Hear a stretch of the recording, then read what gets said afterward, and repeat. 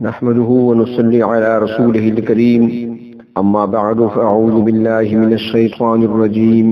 بسم الله الرحمن الرحيم وإذ آتينا موسى الكتاب والفرقان لعلكم تهتدون وإذ قال موسى لقومه يا قوم إنكم ظلمتم أنفسكم باتخاذكم العجل فتوبوا إلى بارئكم فاقتلوا أنفسكم ذلكم خير لكم عند بارئكم فتاب عليكم إنه هو التواب الرحيم صدق الله مولانا العظيم مولاي صل وسلم دائما أبدا على حبيبك خير الخلق كلهم۔ سلسلے کا درس نمبر 48 ہے اور سورۃ البقرہ کی آیت نمبر 53 اور 54 ہے۔ جیسا کہ کل کے درس میں عرض کیا تھا کہ حضرت موسیٰ علیہ السلام کو اللہ رب العزت نے طور پہ بلایا اور وہاں پر 30 دن یعنی 1 مہینے کے اعتکاف کا حکم فرمایا، اور پھر اس کے بعد 10 دن مزید بڑھا دیے گئے اور 40 دن اعتکاف میں رہے حضرت موسیٰ علیہ السلام۔ 40 دن اعتکاف کرنے کے بعد اللہ رب العزت نے آپ کو تورات عطا فرمائی، جس کا معنی ہے قانون۔ اس کے اندر ہر قسم کے قوانین موجود تھے، زندگی گزارنے کا ڈھنگ اس کے اندر موجود تھا۔ تو حضرت موسیٰ علیہ السلام جب کوہ طور پر معتکف تھے تو ان کی غیر موجودگی میں بنی اسرائیل نے بچڑے کی پوجا شروع کر دی، اور وہ اس طرح ہوا کہ بنی اسرائیل میں ایک شخص تھا جس کا نام قرآن حکیم میں سامری آتا ہے۔ اس کے بارے میں بعض مفسرین یہ بھی فرماتے ہیں کہ اس کا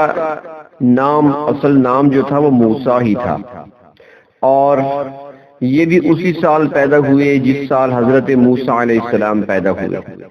اور یہ وہ وقت تھا کہ جب بنی اسرائیل کے گھرانے میں پیدا ہونے والے بچوں کو قتل کیا جا رہا تھا فرعون کے حکم سے۔ تو حضرت موسیٰ علیہ السلام کو تو آپ کی والدہ محترمہ نے اللہ رب العزت کے حکم پر صندوق میں ڈال کر پانی کے حوالے کر دیا، اور پھر وہ صندوق بہتا ہوا فرعون کے محل تک پہنچا۔ وہاں پر حضرت آسیہ کی نظر پڑی اور وہ صندوق نکال لیا گیا، اور حضرت آسیہ نے حضرت موسیٰ علیہ السلام کو اپنے پاس رکھ لیا، اور یوں حضرت موسیٰ علیہ السلام کی پرورش فرعون کے گھر ہونے لگی۔ جبکہ سامری کے بارے میں آتا ہے کہ اس کا نام بھی موسیٰ رکھا گیا، لیکن اس کے قتل کے خوف سے اس کی والدہ نے جا کر باہر کسی غار میں اس کو رکھ دیا کہ میری نظروں کے سامنے کم از کم اس کا خون نہ بہایا جائے، میری آنکھوں کے سامنے میرے لخت جگر کا جسم تڑپے نہیں، میں اپنی آنکھوں سے نہ دیکھوں اسے قتل ہوتے۔ باہر کسی جنگل کے کسی پہاڑی کے غار میں رکھ دیا کہ وہاں پر کوئی درندہ کھائے گا یا جس حال میں ایڑیاں رگڑ کر مر جائے گا کم از کم میری آنکھیں تو نہیں دیکھیں گی۔ لیکن ہوا یہ کہ اللہ رب العزت نے حضرت جبریل امین کو حکم دیا کہ جاؤ، وہاں غار میں بچہ ہے اور اس بچے کی زندگی ہم نے بچانی ہے، لہذا اس کو وہاں پر اس کی خوراک دودھ کی صورت میں مہیا کرو۔ چنانچہ حضرت جبریل علیہ السلام ان کے لیے خوراک کا انتظام کرتے رہے، یہاں تک کہ وہ بڑھا پلا بڑا ہوا، باہر نکلا اور آبادی میں آ کر رہنے لگا، اور یہی شخص بعد میں سامری کہلایا۔ تو اب دیکھا جائے تو اللہ رب العزت کی قدرت کے مناظر، یخرج الحی من المیت ویخرج المیت من الحی، مردے سے زندے کو پیدا کرنا اور زندہ سے مردہ کو پیدا کرنا، اندھیروں میں سے روشنی کو نکالنا، روشنی میں اندھیرے کو لے آنا، اللہ رب العزت کی قدرت ہے۔ اب جس کی پرورش فرعون کے گھر میں ہوتی ہے، وہ وقت کا جلیل القدر صاحب کتاب، صاحب شریعت، پیغمبر حضرت موسیٰ علیہ السلام کی صورت میں دنیا کے سامنے آیا، اور جس کی پرورش حضرت جبریل علیہ السلام کر رہے ہیں وہ سامری جادوگر کی صورت میں سامنے آیا۔ اللہ رب العزت کی اپنی قدرت ہے۔ تو اس کے بارے میں آتا ہے کہ یہ سامری یہ ایک مداری قسم کا تھا اور جادوگر تھا، اور پیشے کے لحاظ سے سونار تھا، سونے سے چیزیں بنایا کرتا تھا، جسے زرگر بھی کہتے ہیں۔ اس کے علاوہ مختلف قسم کے ٹرک جانتا تھا۔ چنانچہ اس نے چال بازی سے کام لیا کہ جب فرعون کا لشکر بنی اسرائیل کے تعاقب میں بحیرہ کلزم پر پہنچا اور ان کے گھوڑے سمندر میں اترنے سے ہچکچائے تو اللہ رب العزت نے جبرائیل علیہ السلام کو گھوڑی پر سوار کر کے بھیجا جو لشکر فرعون کے آگے آگے چل نکلی۔ سامری نے دیکھا کہ جس جگہ پر جبرائیل علیہ السلام کی گھوڑی کا پاؤں لگتا ہے وہاں فوراً سبزہ اگ آتا ہے۔ وہ سمجھ گیا کہ اس میں کوئی کرشمہ ہے۔ اس نے گھوڑی کے پاؤں والی جگہ کی تھوڑی سی مٹی اٹھائی اور اسے محفوظ کر لیا۔ کیونکہ وہ سونار تھا اس نے سونے کا بچھڑا بنایا۔ بنی اسرائیل سونا لے کر آئے تھے جنہوں نے قبطیوں سے فرعونیوں سے جو سونا لیا تھا وہ سونا ان کے پاس موجود تھا، تو وہ سونا لیا، سامری نے ان سے مانگ لیا اور اس سونے سے اس نے ایک بچھڑا سونے کا تیار کیا اور اس کے منہ میں وہ مٹی رکھ دی،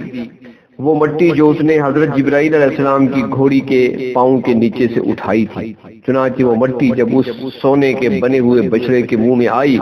تو اس نے بولنا شروع کر دیا، یعنی اس بچڑے کے منہ سے بچڑے کی طرح آواز نکلنے لگی۔ چنانچہ اس نے مشہور کر دیا کہ معاذ اللہ خدا تعالی اس میں حلول کر آیا ہے، جس طرح کہ اس کا عقیدہ تھا۔ اور یہ پہلے عرض کیا جا چکا ہے کہ چونکہ وہ غلامی کی زندگی گزار چکے تھے اور مصر میں رہے تھے بنی اسرائیل، اور مصر میں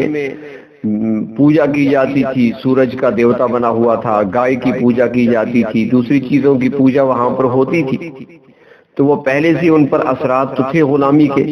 تو اس نے جب یہ عقیدہ گھڑا اور ان کے سامنے پیش کیا بچڑے کو، تو بہت سارے لوگ شرک کے اندر مبتلا ہو گئے اور بچڑے کی پوجا شروع کر دی۔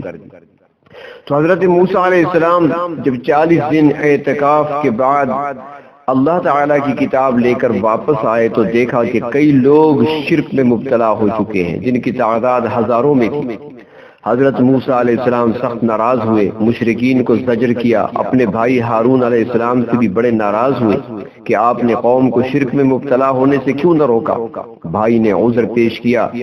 کہ میرا قصور نہیں ہے، میں نے تو انہیں ہر چند شرک سے باز رکھنے کی کوشش کی، مگر یہ تو میرے قتل کے درپے ہو گئے تھے۔ اور سورۃ اعراف میں آتا ہے حضرت ہارون کہنے لگے وَقَادُوا يَقْتُلُونَنِي،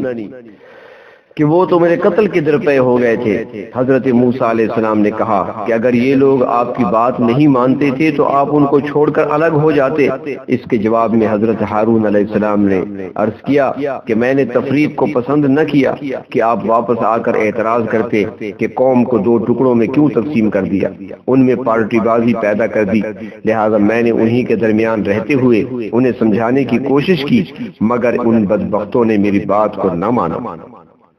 جب موسیٰ علیہ السلام نے قوم کو خوب ڈانٹا تو وہ پشیمان ہوئے، انہیں احساس ہو گیا کہ انہوں نے غلط کام کیا ہے اور اپنے آپ پر ظلم کیا ہے، تو عرض کیا کہ ہمارے اس جرم کا ازالہ کس طرح ممکن ہے؟ تو اللہ تعالیٰ نے ارشاد فرمایا ثم عفونا عنکم من بعد ذلک، ہم نے تمہیں معاف کر دیا اس کے بعد،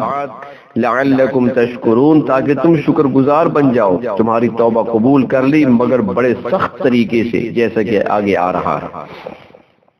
وَإِذْ آتَيْنَا مُوسَى الْكِتَابَ وَالْفُرْقَانَ، اور جب ہم نے موسیٰ علیہ السلام کو کتاب دی اور فرقان یعنی فیصلہ کن طاقت یا معجزات، فرقان فیصلہ کن طاقت کو بھی کہتے ہیں، معجزات کو بھی کیا کہا جاتا ہے۔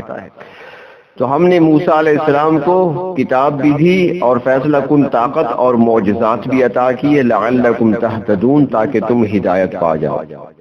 موسیٰ علیہ السلام نے اپنی قوم سے کہا وَإِذْ قَالَ مُوسَىٰ لِقَوْمِهِ، اور یاد کرنے کا ہے وہ وقت جب کہا موسیٰ علیہ السلام نے اپنی قوم سے یا قوم، اے میری قوم کے لوگوں، انکم ظلمتم انفسکم، تم نے اپنی جانوں پر بڑا ظلم کیا ہے، یعنی شرک کا ارتکاب کر کے، بچڑے کی پوجا کر کے تم نے اپنی جانوں پر بہت بڑا ظلم کیا ہے،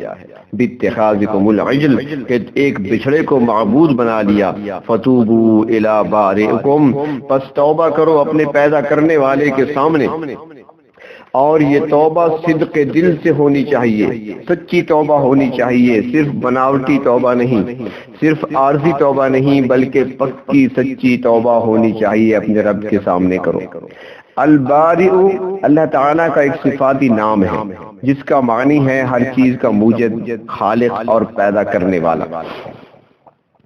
یہ نام قرآن مجید میں صرف 3 مرتبہ آیا ہے، جن میں سے 2 مرتبہ تو اس آیت میں ہے اور 1 مرتبہ دوسرے مقام پر یعنی سورۃ الحشر میں ہے۔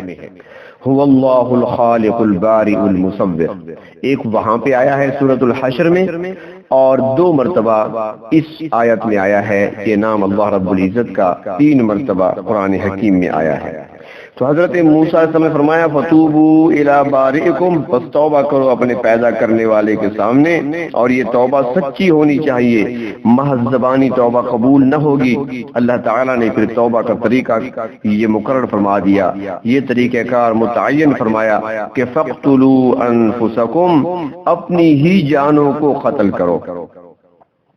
مقصد یہ تھا کہ جن لوگوں نے شرک کا ارتکاب نہیں کیا وہ مشرکوں کو قتل کر دیں، اس کے بغیر توبہ قبول نہیں ہوگی۔ فرمایا یہ بظاہر بہت بڑا امتحان ہے کہ تم خود ہی ایک دوسرے کو قتل کرو، مگر یاد رکھو ذالکم خیر لکم عند بارئکم، یہ بات تمہارے پیدا کرنے والے کے نزدیک بہتر ہے۔ الغرض حضرت ہارون علیہ السلام اپنے ان 12,000 ساتھیوں کو لے کر آ گئے جنہوں نے بچڑے کی پوجا سے اجتناب کیا تھا، جنہوں نے بچڑے کی پوجا نہیں کی تھی ان کو لے کر حضرت ہارون علیہ السلام تشریف لائے، اور یہ وہ لوگ تھے جنہوں نے خود بھی پرہیز کیا تھا، یعنی کہ عبادت پوجا بچڑے کی نہیں کی تھی بلکہ دوسروں کو بھی منع کرتے تھے۔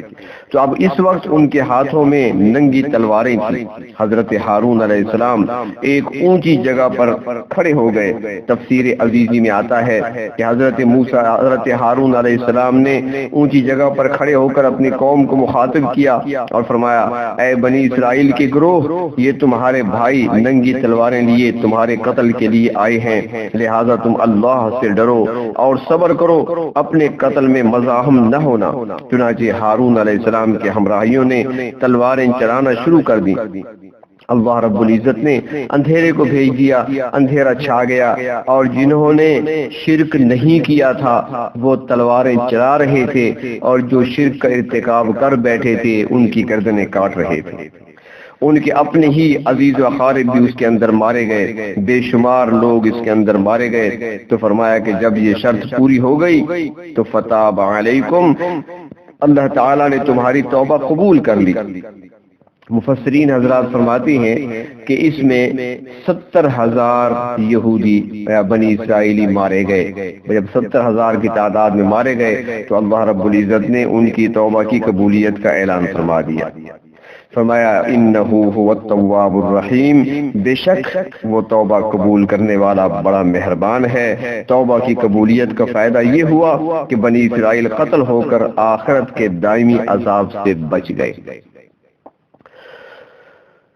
سورۃ البقرہ سے پہلے چونکہ سورۃ طٰہٰ نازل ہو چکی تھی اور یہ واقعہ سورۃ طٰہٰ میں پوری تفصیل سے بیان ہوا ہے،